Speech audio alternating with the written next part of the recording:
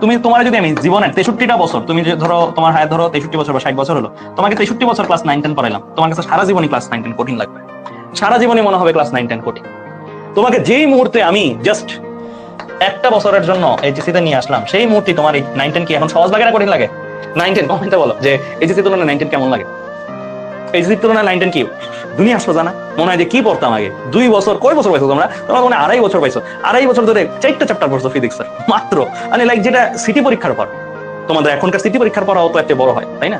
So class 9-10 থেকে যেই মুহূর্তে এইচএসসি তে উঠলা, 9-10 সহজ লাগতে শুরু করলো। এইচএসসি থেকে যেই মুহূর্তে তুমি অ্যাডমিশনের পড়া শুরু করবা, সেই মুহূর্তে তোমার কি হবে?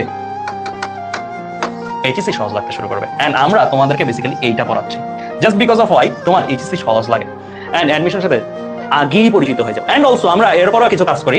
আমরা যেমন ওই যে কালকে যে এক্সামটা হবে তোমাদের বড় ভাইয়াদের, দেখবো পটেনশিয়াল বুয়েটিয়ান এক্সাম একটা হচ্ছে, ওই এক্সামটাতে আমার পার্টের কোশ্চেনগুলো আমি বলবো যে বইয়ের অ্যাডমিশনের চেয়ে কঠিন কোশ্চেন করছে।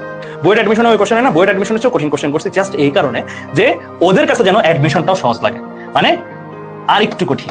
এটা শুধু আমরা না, এটা বিভিন্ন কোচিং সেন্টার বা সব জায়গায় এই জিনিসটা প্র্যাকটিস করা হয় যে আর একটু কঠিন করানো হয়। ধরো অ্যাডমিশনে আসবে 1, তোমার আমরা করাবো 3, লেভেল 1 আসবে অ্যাডমিশনে, আর লেভেল সরি আমি একটু কম্পারিজন দিই, ধরো এটা তোমার লেভেল 1, গেমের লেভেল থাকে না লেভেল 1, এটা ধরো তোমার লেভেল 5, হ্যাঁ, আর অ্যাডমিশনে ধরো তোমার আসছে লেভেল 8, আমরা তোমাদের করাবো লেভেল 10।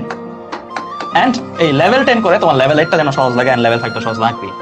সো এইটা হচ্ছে তোমার কি মানে স্ট্র্যাটেজি লাইফে। তোমার ধরো খুবই বোরিং লাগতেছে, টাফ লাগছে, তুমি লাইফটাকে একটু কঠিন বানাও, দেখবো যে আগের লাইফটা অনেক মজার লাইফ ছিল।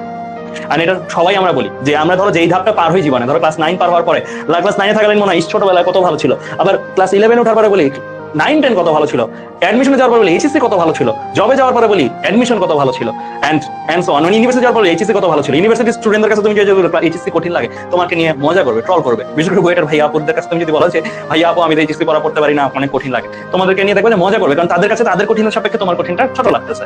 ঠিক আছে, মানে তোমারটা মনে হচ্ছে যে তুমি কি রে ভাই। এন্ড এইটা কিন্তু তোমরা খেয়াল করছো, রাইট? 23 ব্যাচের স্টুডেন্ট যখন বিভিন্ন জায়গায় পোস্ট দাও গ্রুপগুলোতে, যে কোনো পাবলিক গ্রুপ এডুকেশন, দেখো না তোমাদের বড় ভাই আপুরা কেমন যেন মনে হয় না যে ওরা ফ্রেন্ডলি না। অনেকে তো আছে, সবাই এরকম না, অনেকে মনে হয় না যে অনেক ক্ষেত্রেই যে মজা করে আমাদেরকে নিয়ে, ট্রল করে ওইরকম।